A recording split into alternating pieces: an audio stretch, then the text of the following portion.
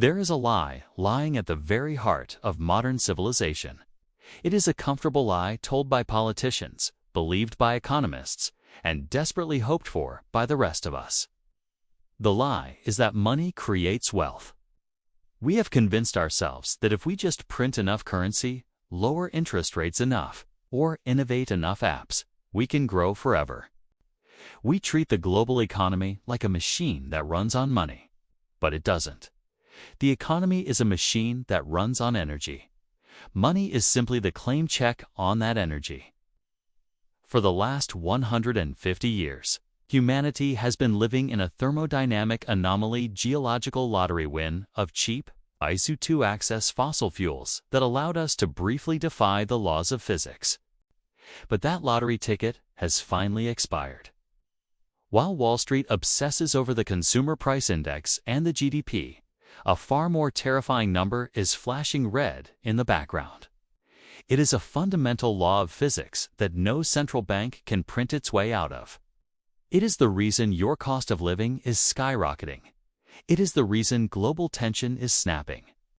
And it is the reason the age of endless growth is officially coming to an end. To understand why the global economy is stalling, you have to stop thinking like an economist and start thinking like a physicist. In the wild, survival is a math problem. Consider a cheetah hunting a gazelle. The cheetah must expend energy to stalk and chase its prey.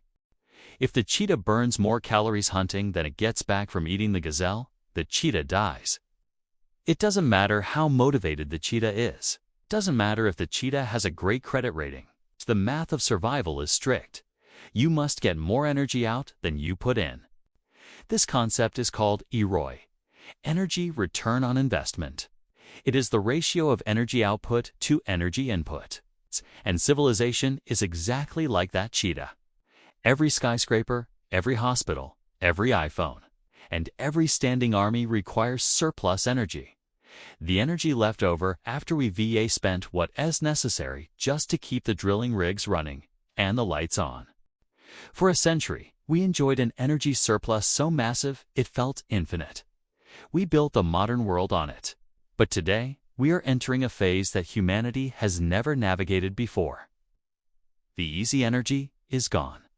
We are now spending more and more just to stay in the same place. This is the energy trap. And once you understand it, you will realize that the inflation and stagnation we are seeing are on temporary policy errors. They are the sound of the engine running out of fuel. To see where this leads, we only need to look at the graveyards of history. The Roman Empire at its peak was a marvel of engineering and complexity.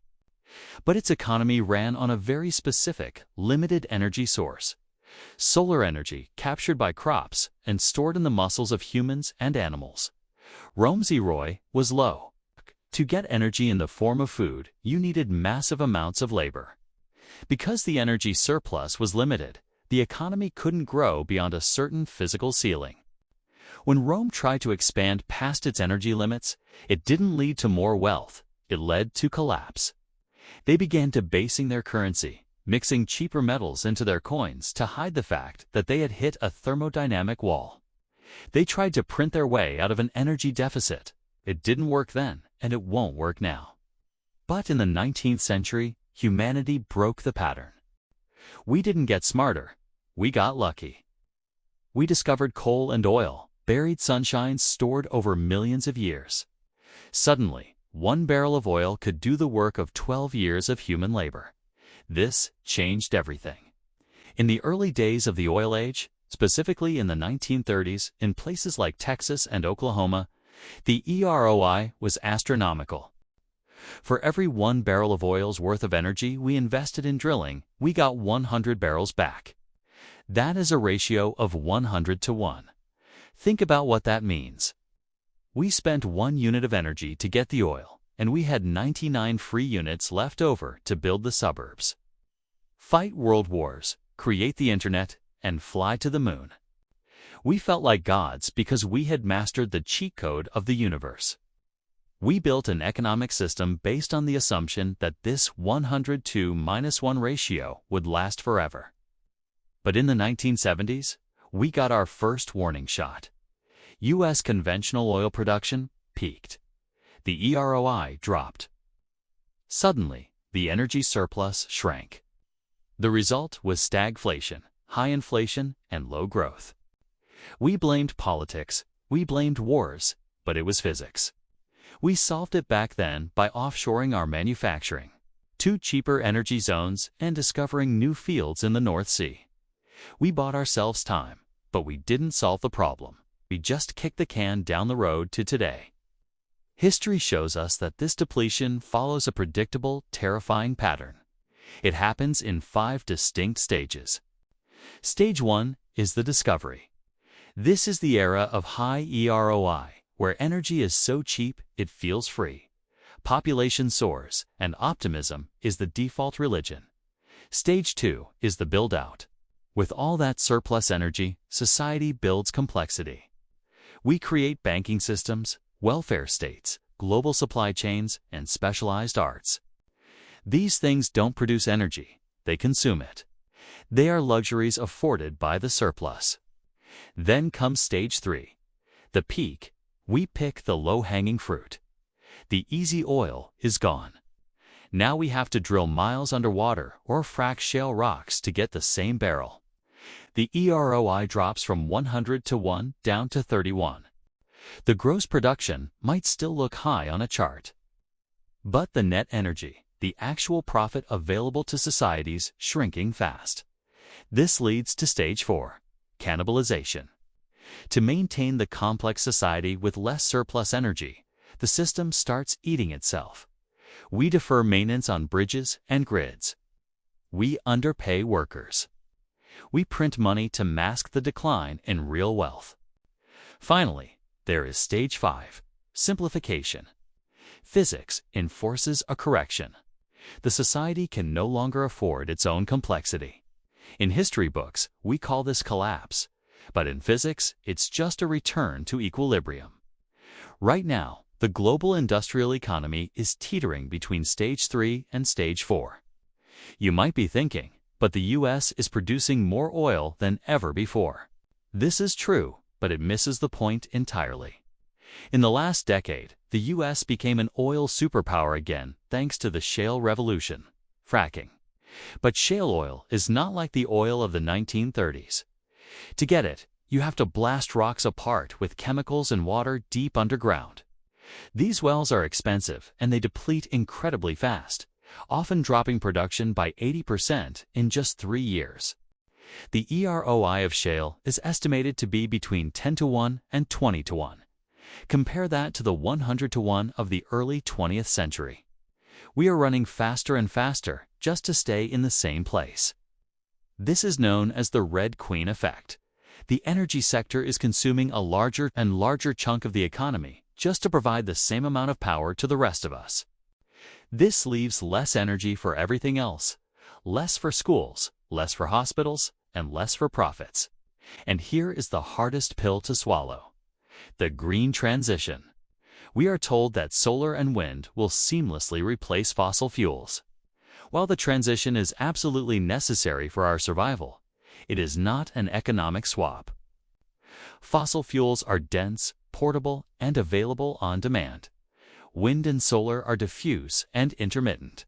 More importantly, building the green infrastructure, the millions of solar panels, the wind turbines, the battery banks requires a massive upfront investment of fossil fuels. We have to mine the copper, smelt the steel, and transport the lithium using diesel and coal. Some studies suggest the EROI of renewable networks, when you include the necessary battery storage to make them reliable 24/7, is dangerously low, perhaps too low to sustain our current level of hyper-complex civilization. We are trying to rebuild the airplane while flying it, using an engine that gives us less power than the one we're throwing away. Meanwhile, our financial system is hallucinating. We have piled up $300 trillion in global debt, betting on future growth. But debt is just a claim on future energy. When you take out a loan, you are betting that you will have enough energy in the future to generate the economic activity needed to pay it back. If the energy isn't there, or if it's too expensive to extract, the debt cannot be repaid. The everything bubble we are living in is actually just an energy deficit disguised by money printing. We have pulled consumption forward from the future, and the future has arrived empty-handed.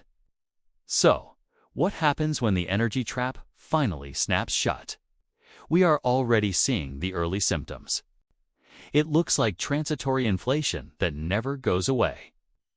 It looks like supply chain disruptions that keep happening. It looks like geopolitical wars breaking out over resources. As EROI continues to decline, we will see the death of discretionary spending. When energy is expensive, everything is expensive. Food is energy. Transport is energy. Heating is energy. After paying for essentials, there will be no money left for the extra things that drive our modern consumer economy. Vacations, new gadgets, subscription services. Fast fashion entire industries built on the assumption of disposable income will contract or vanish. We are moving toward a world of energy apartheid. Rich nations will bid up the price of remaining high-quality energy, keeping their lights on while developing nations are left in the dark, literally.